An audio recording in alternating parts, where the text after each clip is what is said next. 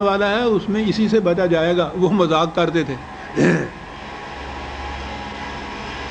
اگر وہ عزیزان من ان کو مذاق نہ کرتے، سیریسلی لیتے کہ بات کچھ ایسی کہتا اور وہ بھی کشتی بنانے لگ جاتے، وہ بھی بچ جاتے. بتایا تو کشتی نے تھا، جس کے پاس کشتی ہوتی وہ بچ جاتا. حضرت نوح علیہ السلام نے اپنے کافر بیٹے کو آواز دی تھی کہ آ جاؤ تم بھی بچ جاؤ.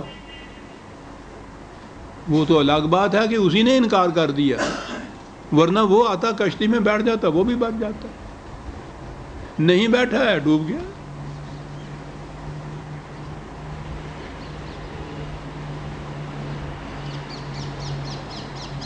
میں ابھی عرض کروں گا کہ پھر ان دونوں میں تعلق کیا ہے. فتولا برکنہ فقال ساحر او مجنون. وہ اپنی قوت پہ، انانیت کے زور اس نے اعراض برتا، میں بہت بڑا ہوں، تمہاری بات کیوں مانوں، تم تو غلام قوم کے فرد ہو. اس کے فائدے کی بات کر رہے تھے، اس کے بچنے کی، تباہی سے محفوظ رہنے کی بات کر رہے تھے. اس نے نہیں مانا، انانیت میں نہیں مانا، قوت کے زور میں، نشے میں تھا. وہ بات نہیں سمجھنے کی کوشش کی. کہا یہ مذاق کر کے، کہنے لگے یہ یا تو اپنے دعوے میں بہت بڑا جھوٹا ہے. یاد رکھیے عربی زبان میں سحر کے معنی جھوٹ، یہ جادو ہی نہیں ہوتا.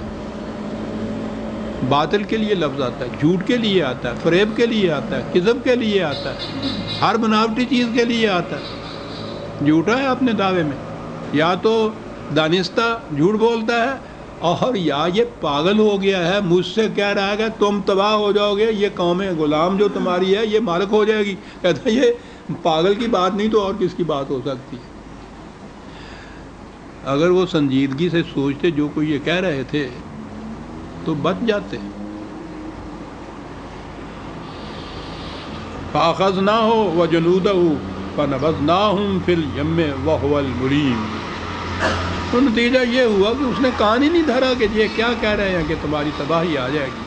قوت کے زور میں اس نشے میں ہی بدمست رہا. نتیجہ یہ ہوا کہ غلط چال چلی، یہ تو پار لگ گئے، وہ ڈوب گئے. وفی عاد اذ ارسلنا علیہم الریح العقیم ما تذر من شیء اتت علیہ الا جعلتہ کالرمیم. اور قوم عاد کا بھی واقعہ تم کو معلوم ہے. ایک جھکڑ، ایک ہوا چلی، آندھی چلی، تباہ کر دینے والی جتنی تھی، اس نے کسی چیز کو چھوڑا ہی نہیں ہے. جس پہ سے گزری اسے چورا چورا کر کے رکھ دیا. وفی ثمود اذ قال لهم تمتعوا حتی حین. اور سمود کے وقت میں بھی یہ کیفیت ہوئی. وارننگ ان کو دی تھی کہ بعض آ جاؤ، تھوڑا سا وقت تمہارے پاس یہ ہے، بچ جاؤ گے. فعتوا عن امر ربهم فاخذتهم الصاعقة وهم ينظرون. انہوں نے بھی سرکشی برتی، مذاق سمجھا کہ کیا کہہ رہے ہیں، ہم کیسے تباہ ہو سکتے. قوت کے نشے میں ہر شخص یہی کہہ رہا ہے عزیزان من کہ ہم کیسے تباہ ہوتے ہیں. اسی کے دور میں، اسی زمانے میں جن کے پاس یہ قوت نہیں ہوتی، یعنی جو اس نشے میں نہیں ہوتے، وہ دیکھ رہے ہوتے ہیں کہ تباہی آ رہی ہے. انہیں تو نظر آتا ہے یہ کر کچھ نہیں سکتے. انہیں اسی سے کہنا ہوتا ہے، وہ اس نشے میں ہوتا ہے. اور جو نشے میں ہوتا ہے وہ تو کوئی سمجھ کی بات مانتا ہی نہیں ہے. نشے کا تو یہ حق شرابی کے نشے کو دیکھیے. نشے کا پہلا اثر یہ ہوتا ہے کہ وہ میں نہیں اپنے آپ کو کہتا، ہم کہتا اوے اسی بڑے انہیں، وہ اسی کہنے لگ پڑتا اپنے آپ کو. جب بھی کوئی دوسرے کو تو اور اپنے آپ کو ہم کہنے لگ جائے تو سمجھ لیجئے کہ یہ نشے میں ہے. پھر کوئی بات اس کی سمجھ میں نہیں آتی. انا ربکم الاعلی، یہ تھا نا فرعون، وہ انی بھی نہیں کہہ رہا تھا. حالانکہ خدا بھی ہو تو اس کو حق حاصل ہے، وہ انا کہتا ہے اپنے آپ کو. لیکن جب بھی وہ بندوں کے ساتھ بات کرتا ہے، ان کے ساتھ تراحم خسروانہ برتا ہے، تو انی کہتا ہے.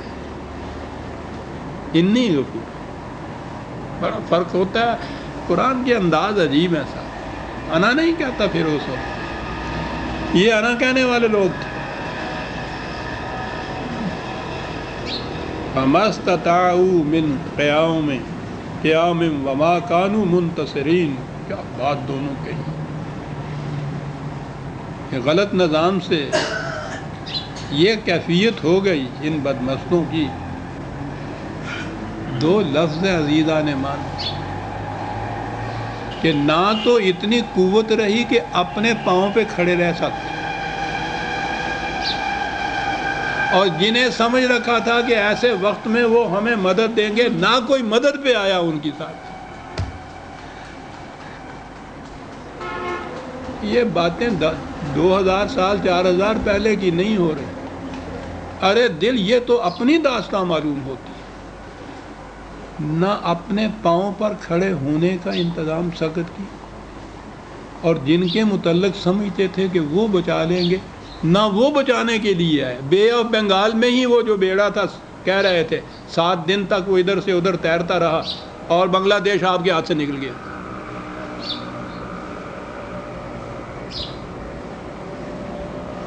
یہ جو مدد دینے کے وعدہ کرتے ہیں، وہ تو اس وقت پھر یہ آپ خود کیلکولیٹ کرتے ہیں کہ ہمارا فائدہ کس میں ہے. آپ کو قائم رکھنے میں ان کا فائدہ ہوتا ہے، مدد دے دیتے. آپ کو اگر بفر سٹیٹ بنانا ہوتا ہے تو ہر قسم کی مدد دیتے چلے جاتے. قربانی دا بکرا بنتا تو رہ جائے. اگر وہ دیکھتے ہیں کہ نہیں ادھر اس کو کٹوائی دینا چاہیے، ادھر زیادہ فائدہ ہے، وہ ادھر کر دیتے ہیں. کیا بات کہی ہے. فَمَسْتَطَاعُوا مِنْ قِيَامٍ. استطاعت، اپنے پاؤں پر خود کھڑے ہونے کی استطاعت نہ پیدا کی. اور جنہیں سمجھتے تھے کہ ایسے وقت میں وہ ہماری مدد کو پہنچ کے بچا لیں گے، تو ایسے میں کسی نے آواز تک نہیں دی برابر میں. تو کیوں کان من، یہ داستان پرانے دور کی ہے یا ہر دور کی داستانیں ایسی ہیں؟ وَقَوْمَ نُوحٍ مِّن قَبْلُ إِنَّهُمْ كَانُوا قَوْمًا فَاسِقِينَ. اور سب سے پہلے تو قوم نوح کی بات شروع ہوئی تھی. کیا جرم تھا ان کا؟ انہوں نے معاشی طبقات پیدا کر دیے. عجیب بات ہے، پہلا نبی، پہلی قوم، پہلی داستان، اور بات قرآن شروع کرتا ہے طبقات کی تقسیم سے، کہ وہ ان کے ہاں کے جو دولت مند طبقہ تھا، سردار تھے، وہ سردار وہی بن جاتے تھے کہ جو جاگیردار اور دولت مند ہوتے تھے. وہ کہتے تھے کہ یہ کنجڑے کام کرنے والے کمی، جن کو ہم کہتے ہیں، ہم بھی گاؤں میں ان کو کمی کہا کرتے تھے. وہ کمی سے ذرا آگے چلے تو کمین ہو گئے. یہ کام کرنے والا طبقہ تمہارے ہاں کا جو ہے، کام کرنے والا نفرت کی نگاہ سے دیکھا جاتا ہے. اندازہ لگائیے کس قدر پرورشن ہوتی ہے کہ کام کرنے والا نفرت کی نگاہ سے دیکھا جائے. گاؤں میں کمی کام کرنے والے کو کہتے تھے، اور وہ پس درجے کا تھا. آج بھی میرا خیال ہے گاؤں میں یہ ہوگا، میرے زمانے میں تو یہی ہوتا تھا. اس دور میں بھی یہ بات تھی. وہ کہہ رہے تھے کہ یہ کمی ہے، یہ کام کرنے والے ہیں، یہ ہمارے مقابل میں بیٹھ کیسے سکتے ہیں. دعویٰ یہ تھا ان کا، یہ نہیں کہ جو بات تم کہتے ہو وہ غلط ہے، ہم اسے نہیں مانتے.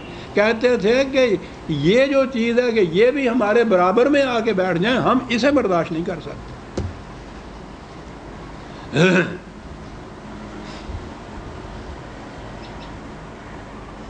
ان کی تباہی جو تھی اس قوم کی کس طریقے سے آئی؟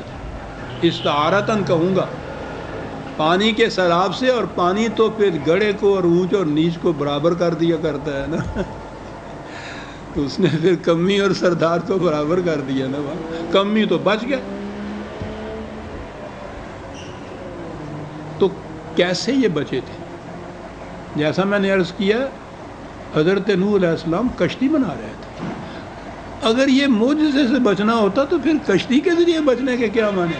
اور کشتی کے ذریعے بچنا ہے تو مومن اور کافر دونوں بچ سکتے ہیں. اور جیسا میں نے عرض کیا ہے کہ وہ تو بیٹے کو آواز دے